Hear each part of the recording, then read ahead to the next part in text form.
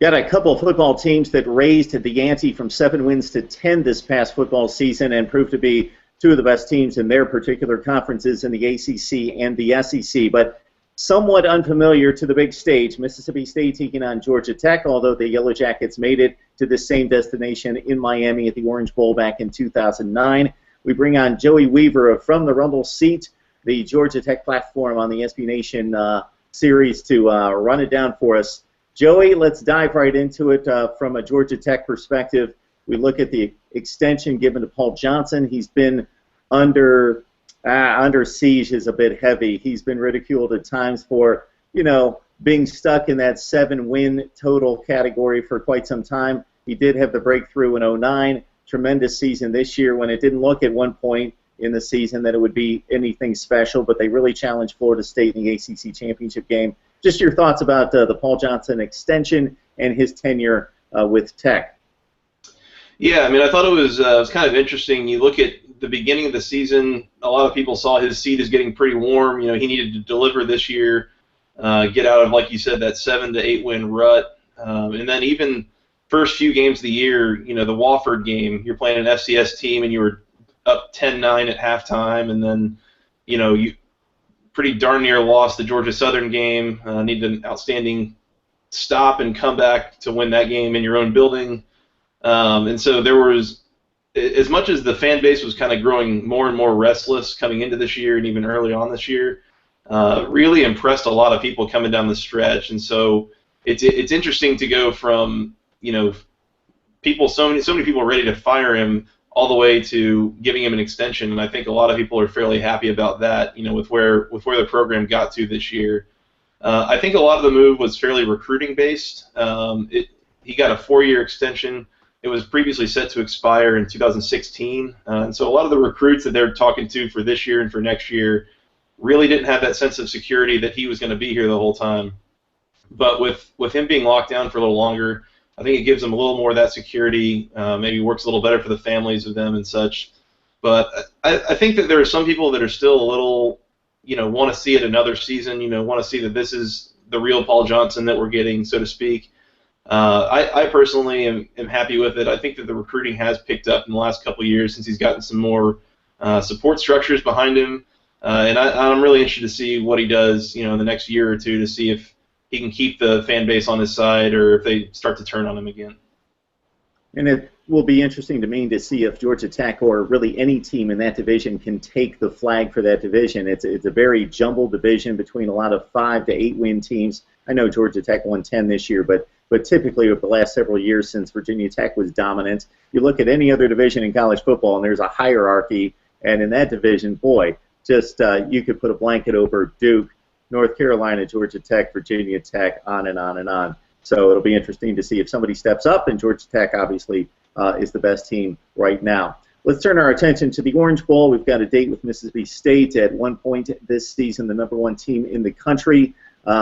Everybody's nicked up at this time of year. There's no question about that. There are significant injuries for every team, but it's been a situation with Georgia Tech just late in the season that you've had some players fall that are very, very significant in what you'd like to do.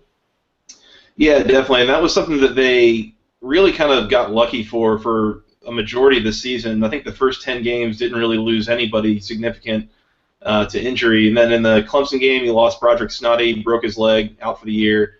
Georgia game, lost DeAndre Smelter, torn ACL, out for the year, #1 receiver, starter.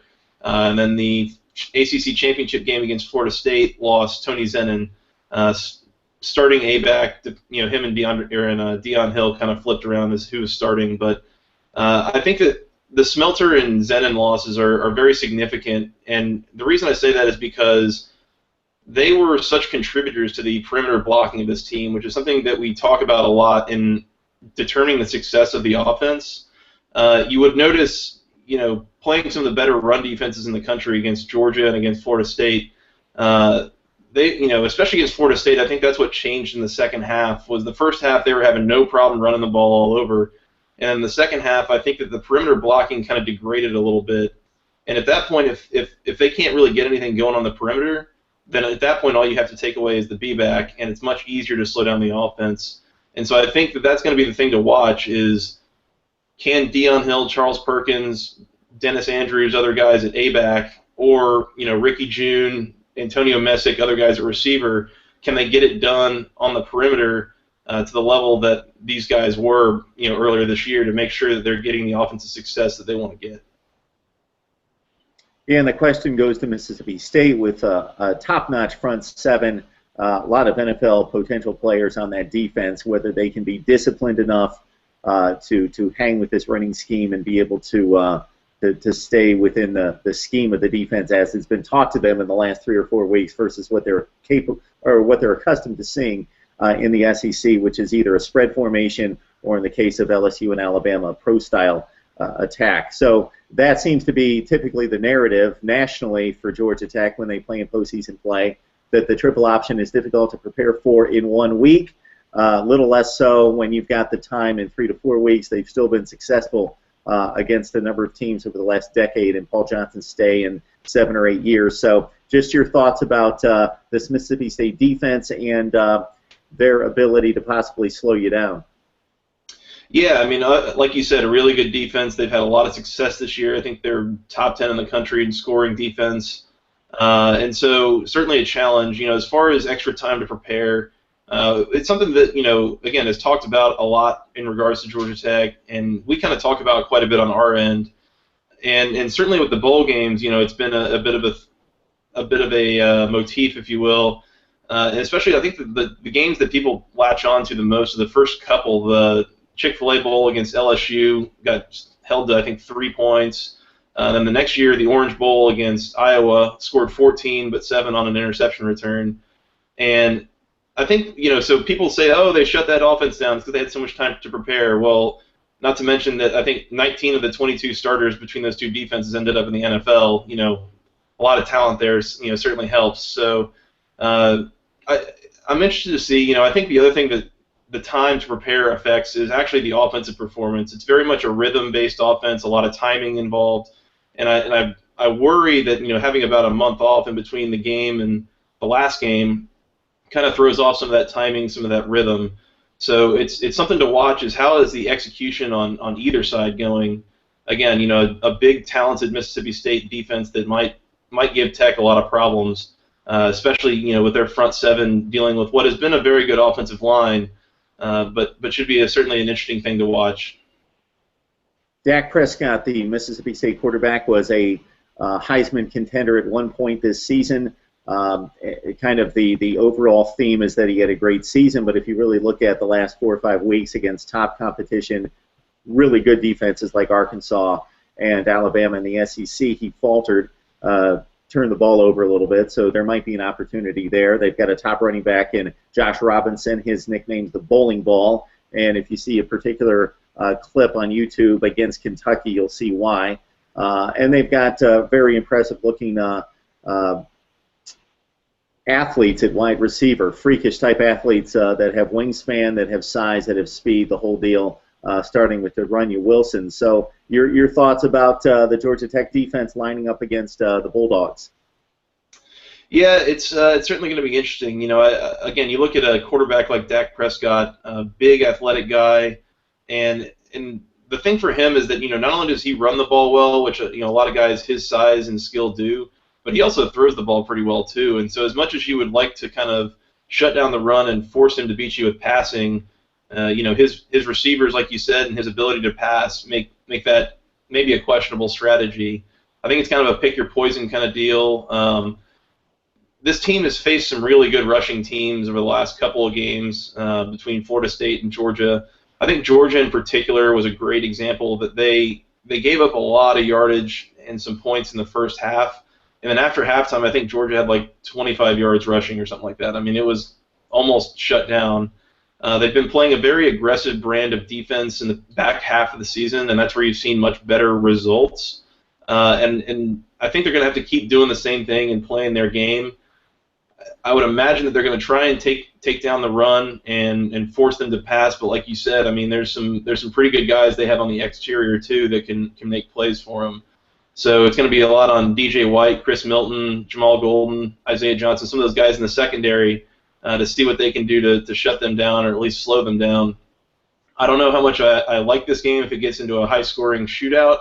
Then again, I'm not sure how much I like it in a low-scoring game.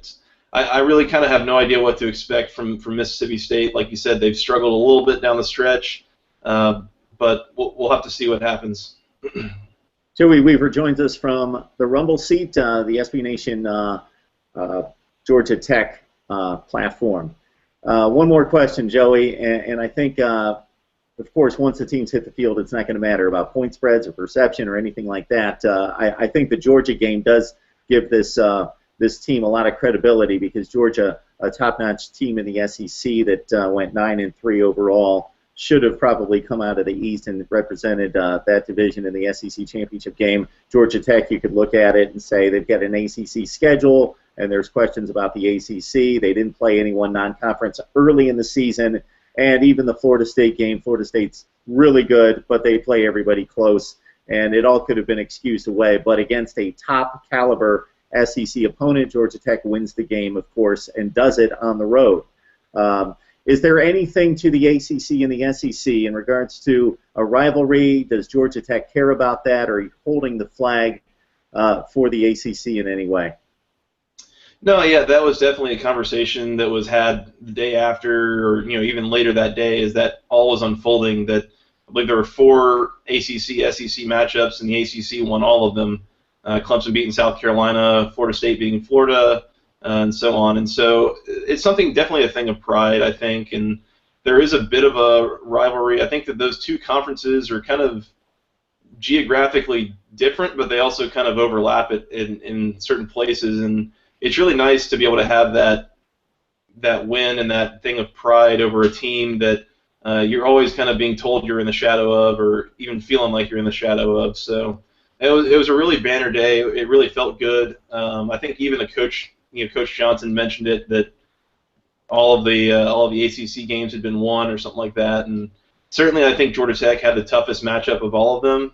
Again, South Carolina, Florida, and Kentucky weren't exactly the number 1, 2, and 3 teams in the SEC, but Georgia, again, a very good team, very talented in-state rivals, and went on the road and just beat them.